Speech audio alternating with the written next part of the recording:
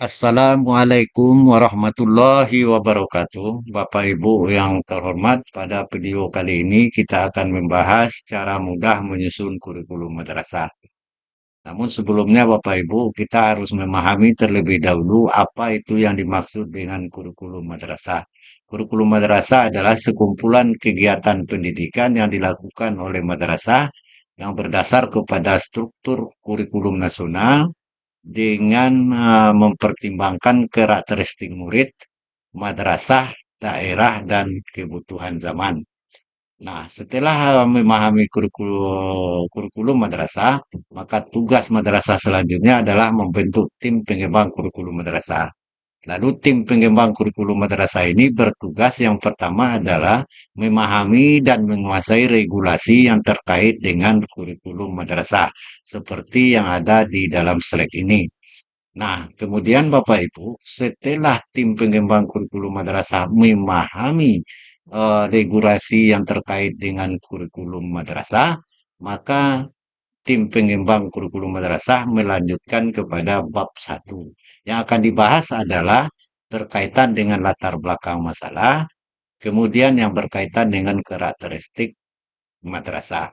Berkaitan dengan karakteristik madrasah ini Bapak Ibu, maka tim pengembang kurikulum madrasah harus mencari tahu apa kelemahan, kekuatan, serta tantangan yang dihadapi oleh madrasah terkait dari 8 kelompok pembahasan ini.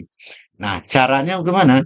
Caranya adalah dengan mengumpulkan informasi yang diperoleh: satu, rapor pendidikan; dua, wawancara dengan seluruh warga madrasah; kemudian yang ketiga, diskusi kelompok; yang keempat adalah observasi; yang kelima adalah angket atau kuesioner.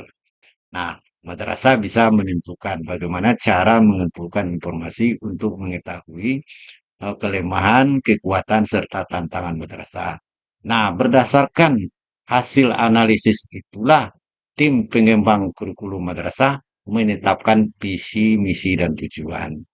Visi, visi itu adalah cita-cita bersama yang harus dicapai di masa depan terkait dengan karakteristik madrasah tadi.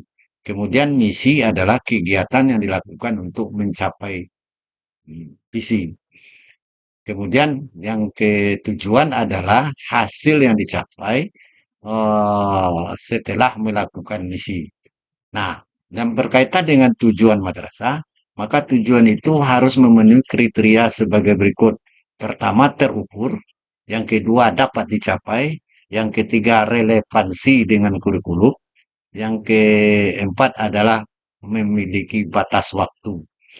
Kemudian selanjutnya Bapak Ibu, setelah selesai merumuskan visi dan misi, maka selanjutnya tim pengembang kurikulum madrasah masuk ke bab 3, yaitu pengorganisasian pembelajaran dan perencanaan pembelajaran. Berkaitan dengan pengorganisasian pembelajaran, tim pengembang kurikulum madrasah juga eh, mengembangkan struktur kurikulum yang terkait dengan pengorganisasian intrakurikuler, muatan lokal, dan program unggulan. Kemudian pengorganisasian co-kurikuler, kemudian pengorganisasian ekstrakurikuler. Bagaimana bentuk dan caranya ada di dalam slide ini, bisa Bapak Ibu baca.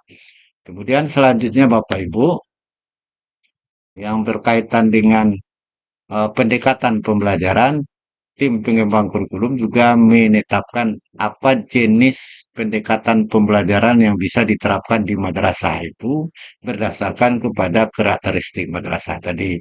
Kemudian layanan bimbingan konseling apa yang dibutuhkan oleh madrasah itu sesuai dengan karakteristik madrasah. Kemudian yang ketiga, asesmen. Yang keempat, asesmen pembelajaran. Asesmen yang bagaimana yang akan dilaksanakan di madrasah itu? Bapak Ibu bisa lihat di slide ini, ada prinsip asesmen, jenis asesmen, teknik, dan instrumen asesmen. Kemudian yang ke apa? Kriteria ketercapaian tujuan pembelajaran. Jadi tim pengembang kurikulum madrasah juga menetapkan batas ketercapaian tujuan pembelajaran itu apa ukurannya ditetapkan oleh kurikulum oleh tim pengembang kurikulum madrasah.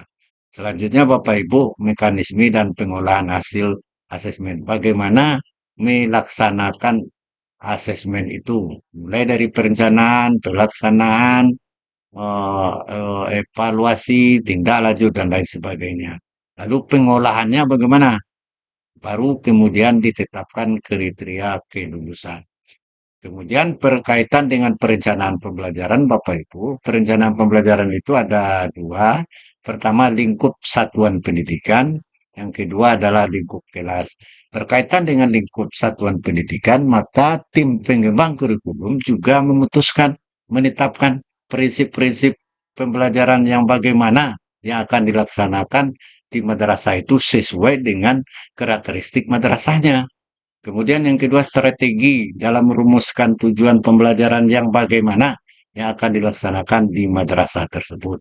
Kemudian langkah-langkah penyusunan alur tujuan pembelajaran yang bagaimana yang akan dilaksanakan di madrasah tersebut sesuai dengan karakteristik madrasah.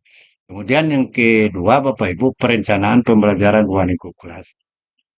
Perencanaan pembelajaran ruang lingkup kelas. Lalu tim pengembang kurikulum madrasah juga menetapkan